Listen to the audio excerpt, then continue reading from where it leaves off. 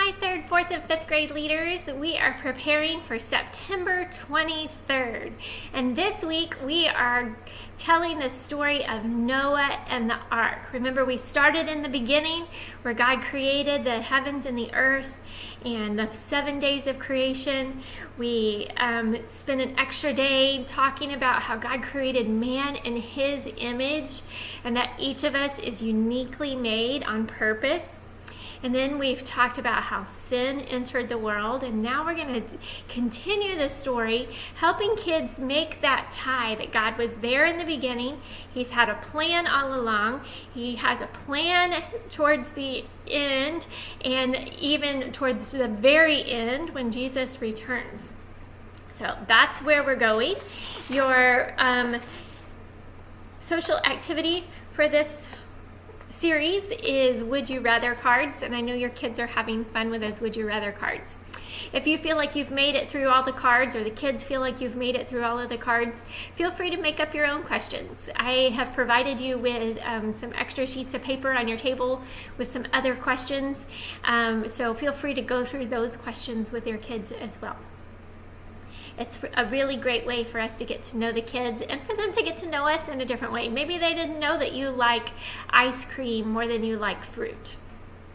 All right, then we are going to move into a large group and talk about Noah and the ark, and possibly Noah and the ark in a very different way than most kids know. Remember, some of our kids don't know anything, and so we're going to introduce the very beginning of Noah and the animals and all that God had happen through that. And what we're doing is setting the stage for a series that's coming up after we finish the creation and in the beginning, talking about God's promises. So Noah and the ark is where we see God's first promises to man, that he would not destroy the land again through floods, and that God keeps his promises. All right.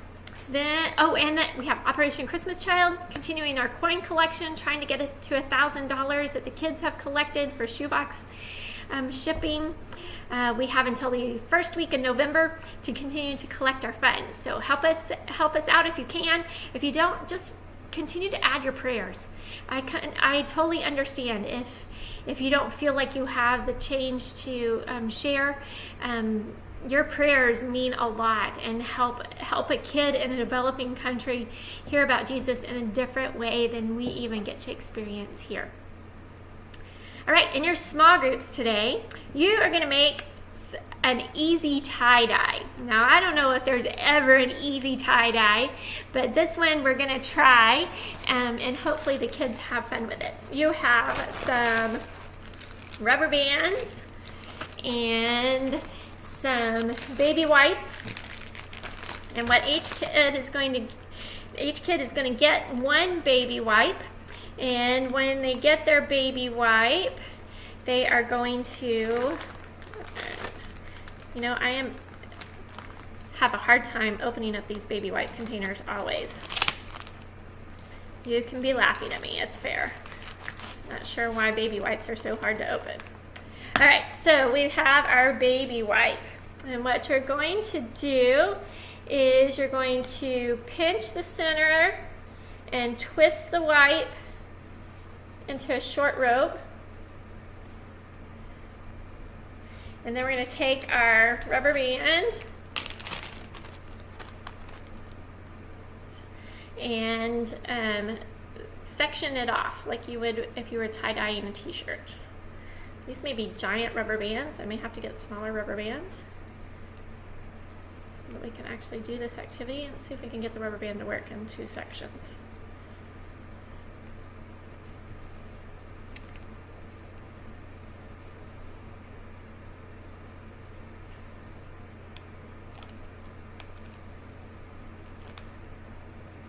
All right, so there's my two sections. I probably could get one more rubber band on there and get a couple more sections of baby wipe.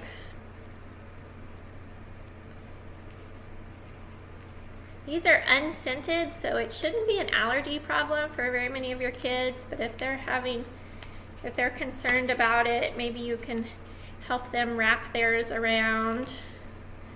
It's okay if it takes them a little while. You can keep talking about the story while you do it together. All right, so not real pretty, but I've got four sections of baby wipe. And then what you're supposed to do is take your washable markers and color the section of the baby wipe with your marker. Like that. And if they want to do it in the order of the rainbow, they can do that. Or if you have some super artists that have a design in mind already that they want to complete, they can do it that way.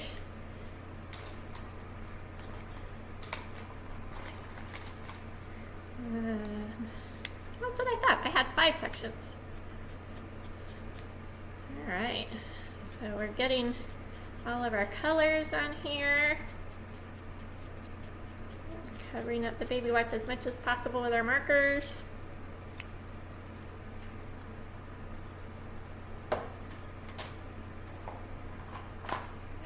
Green.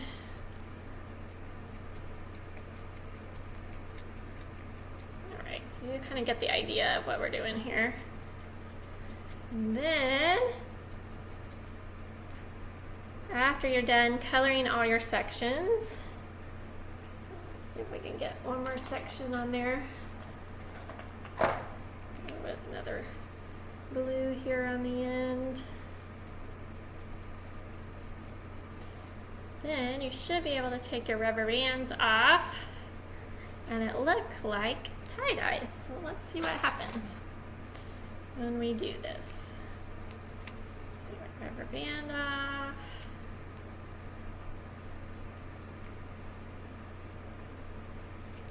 Rubber band off. I open it up. And we kind of have a tie-dye. My rubber bands weren't great, so I'm going to see if I can get you guys some smaller rubber bands. That's partially what makes that a little bit harder. Anyway, you're going to lay that out on your table with some paper towels. I'll have some paper towels in your small group area for you so that it can dry before they take it home. And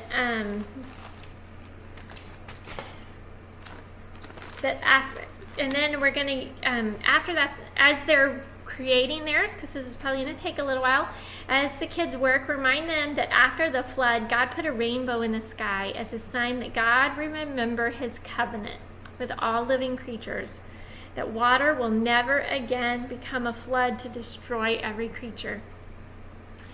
I'm going to touch on this just for a second. God created the rainbow, and God created the rainbow as a promise for us. There may be people who have a different meaning for the rainbow, and we will respect that, but know that God was the one who created the rainbow, and it was as a reminder to us of his promises. If you feel brave and want to tackle that within your groups, I do know we have some families that have family members who are who might understand what the rainbow means, and so be gentle on that. We're not trying to bash anybody, but just help kids realize that God did help create the rainbow, or that God did create the rainbow, and he meant it as a promise. All right, then you have hard to get out of that one.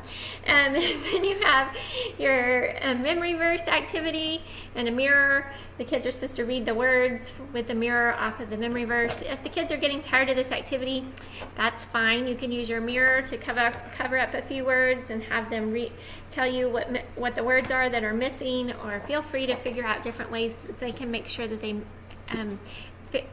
learn this memory verse. Memory verses are important because on days where we don't have the Bible or we don't have something in front of us, that's how we remember God's promises to us, is by what we have committed to memory. And I know all of the times that I have taken the time to actually memorize scripture, I have needed it in those really tough times where I am sitting in a hospital room, or when I'm sitting with a family who has heard some terrible news, or when I'm sitting in the car line waiting for my kids at school.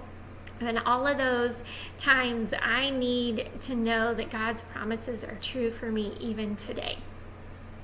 Then you will pray and send your kids on their way. Thank you guys for leading. Thank you for helping us touch on tough conversations and tough subjects. If you feel like you need help navigating through any of those, please feel free to reach out to me anytime. I'll talk to you soon.